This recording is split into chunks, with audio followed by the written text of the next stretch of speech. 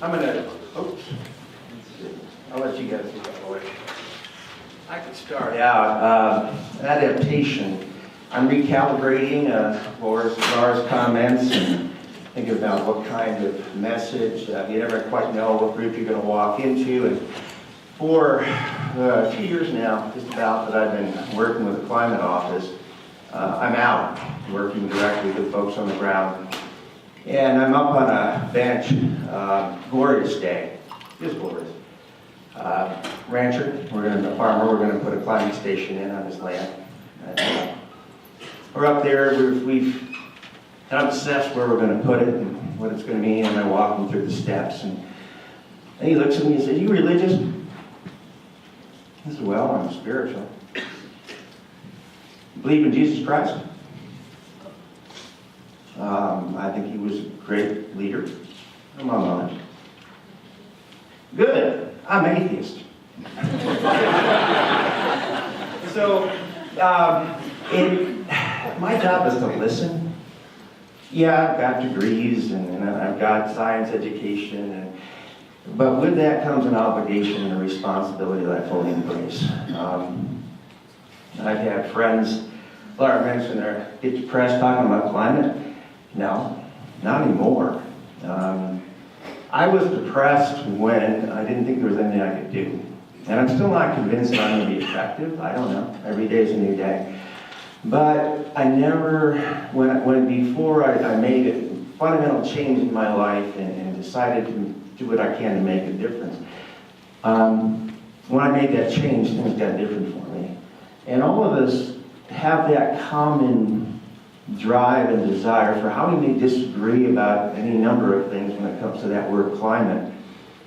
We all want to survive. And we all want to thrive. And we're going to adapt one way or the other. That's not a question. It's not a question whether or not we're going to adapt. It's a question of, are we going to do it with intention? So, the Montana Climate Office, I want to talk about that a little bit, clarify what it is and what it's not. And then talk about the Mesonet and give you an idea of what I do. There's a lot of detail we can talk about. There's materials on the table, so I want to give you an overview and hopefully at the very least leave you curious and start a conversation. So the Montana Climate Office, as I know the basic history, it was established as many as 15 years ago. There was a climate assessment a long time ago, and Kelsey Genso, the state climatologist, when he was hired on as faculty at the College of Forestry, he was assigned this title of state climatologist with no additional funding or time to do it. And it was just sort of there, running along, he tells me, and he get asked questions occasionally. And then need arose, and it became very clear that there had to be a more intentional response within Montana about climate science and climate advice. I don't know exactly when the Montana Climate Assessment got initiated.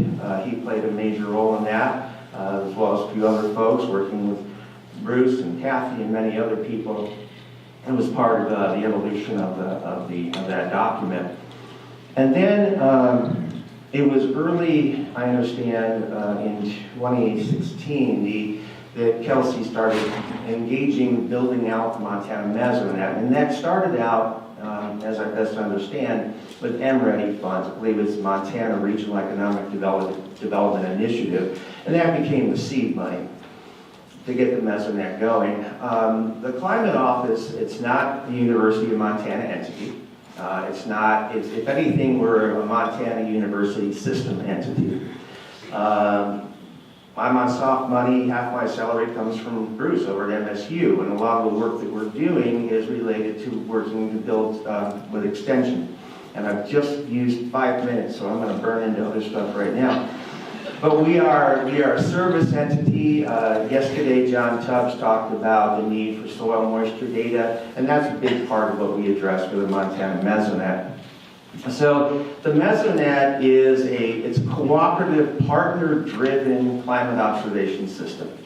And it has 5 major components: the actual stations, the network of stations throughout the state, the data, the analysis of that data, the integration, the dissemination through tools, whether it's the weather reports or something about crop demand information, plant available water, and a really big component is education. The education component is about listening, talking, and having a cooperative cross-training about what's necessary. Why do we need a high-density network of stations? Because we have so much diversity in the climate of Montana. And it's not enough just to rely on weather reports from the National Weather Service. That is a core that gives us a big regional picture. The National Mesonet was formed starting about 10 years ago. We are part of that network, and the idea is to fill in the gaps of climate weather information. So we ended 2016 with 12 stations in. We ended last year with 26. I have funding for an additional 30 this year. Logistics being on our side, and I think they will be, we'll have a network that's been doubling. And we're about to call a moratorium right now to catch up with ourselves, because we have to build out a sustainable base. The goal is over 150 stations across the state, representing all the biophysical regions, the land types, the counties, the reservations, and each major watershed. By the way, the build-out so far has been opportunistic. Who's got money and who wants a station? Now, the BLM has driven a lot of our growth with 24 stations, and there's a very intentional placement there that now forms a foundation for biophysical characteristics. We have an atmospheric component. We're working with state-of-the-art equipment. There's some out in the other room, you'll see it. Atmosphere, we get a basic weather package: rain, solar intensity, wind speed and direction, temperature, relative humidity, barometric pressure, lightning strikes. It all comes through a single box. It's a 5 AA batteries, it's a low voltage system, a little power supply. Those things tool along beautifully, which make them a very low maintenance material system to put in. It costs about $4,900 for a system to go in, $6,000 if you want the vegetation sensors as well. But we have the atmospheric component, we got the soil component, soil volumetric water, temperature, electrical conductivity at 4 depths. They follow the NRCS standard. Surface 8 inches, 20 inches, 36 inches. I do volumetrics, controlled volume samples. When I put a station in, we're building the soils lab so we can do the calibration of the probes to the soil types, and we can give you plant available water as a metric we plan on coming out with shortly. And our stations also can include a vegetation component, which is critical to the BLM. We have NDVI sensor pairs on all of BLM stations. Data analysis. Now, I'm going to focus on one aspect of it right now, the soil water response. The kind of question we were asked last fall. There was an assumption coming out of the drought that the heavy rains we had and followed by the snows was going to break the soil drought. Not so. That's not what the data is telling us.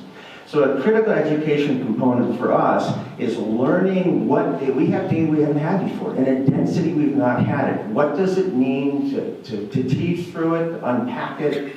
Love that word. That's becoming a very big word in our society now, right? Unpack that information. To say, we got to make sense of it. We have to teach it. What does it mean to teach how we interpret these data?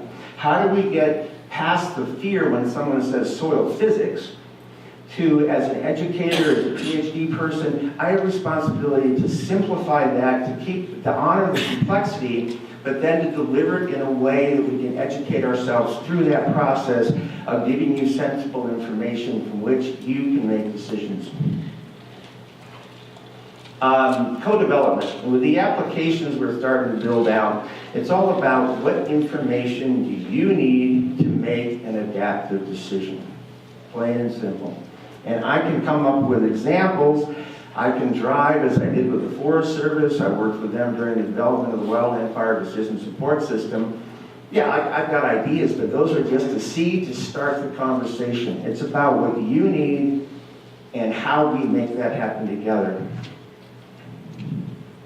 So right now, you can look on the internet. That's the left side there is my cell phone. And that's just the example of the kind of weather report information that's available on our 23 active stations that have internet connection right now. 3 of them are outside of cell zones and they don't show up on the web right now. The right frame there is an example of a mock-up of a master dashboard. I think we're 2 or 3 years away, maybe 4, depends on partnership support. How much do you folks want to see this happen? I'm willing to get out there and do my part. It cannot happen unless and until this partnership continues to grow and others join us in the process. We are past the point, I think it's very clear to all of us, that we can expect a top-down funding mechanism. The Oklahoma Mesonet started on $8 million because they had a tornado problem, and the money was flush in the early 2000s. They got $8 million from their legislature. That's not the era we're in right now. Yes, we got BLM money, we have NOAA money, we have money from the state and other indirect and indirect means. The University of Montana provides a place for us to work. But it's got to be a partnership model. And the Mesonets throughout the country have been building out partnership models. At one extreme, you've got North Dakota. They've relied heavily on corporate sponsorship. And I have keys, and I wouldn't mind having our fences look like a rodeo fence. You know? So but we got to have ideas. I have to convince you of the value through showing you what's possible. We have to do our job to build out these information. There's a lot of stuff going on in the climate model office that I can't get into right now. But there's a lot we can talk about. There's a lot to build with. There's a lot to grow on. If I'm there, I travel the state, I will be reaching out to people. Feel free to reach out to me. We'll have coffee. I see the irony that I'm driving a Chevy Silverado. I get 9 miles to the gallon. But that's the only way for us to get out and around. And that's what we're going to keep doing. So I hope I piqued your interest. Here's some updates. Things we're going to be doing soon. I've been invited to Rising Voices in Duluth. We work with I'm building out friendships and relationships with reservations, and this is a cross-training opportunity for us. We've been invited to talk to the MSU Extension, talk to the Extension agents in Hamilton. We've been asked to join the National Mesonet conversation, and then we're planning a couple workshops. They're going to be in the fall. One's going to be at Bluegrass Experimental Forest, the other in the Columbus area, and it's about that education process. What does it mean to measure and interpret soil moisture? So, like I said, I hope I teased you with some questions and some ideas, and I'm around stock. Thanks.